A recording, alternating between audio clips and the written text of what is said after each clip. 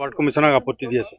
ড্ৰেইনটো এদিন মাত্ৰ চাফাই কৰিলে, সেইটো ড্ৰেইনত আপোনালোকে চাব যে পানী যায় নে নাযায়, আৰু কেঁচা ড্ৰেইন এটা আৰু মোৰ ঘৰ সেইটো আমি খিৰিকী খুলি ৰাতি থাকিব নোৱাৰোঁ, এনেও আমি খিৰিকী খুলিব নোৱাৰোঁ, ইমান দুৰ্গন্ধ যায়। আৰু ইয়াত গোটেই লেতেৰা পানীবোৰ ইয়াত জমা হৈ আছে, যাৰ কাৰণে এইমাত্ৰ খবৰ পালোঁ আমাৰ এই ককা তেখেতৰ জাপানীজ এনকেফেলাইটিছ এতিয়া এই চুবুৰীটোৰ কাৰণে আমাৰ এতিয়া মাৰাত্মক হৈছে নে নাই বাৰু কওকচোন।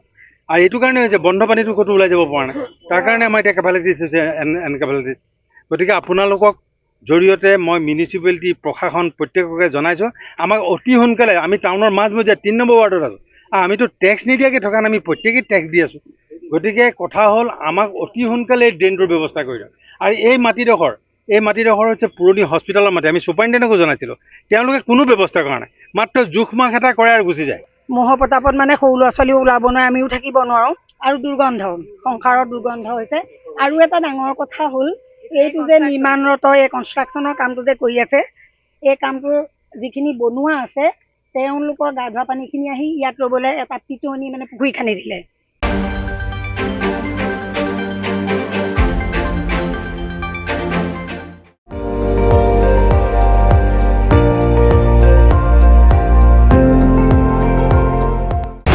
আপুনি চাই আছে ND24, সৰ্বশ্ৰেষ্ঠ নহয় সৰ্বোত্তমৰ দৌৰত।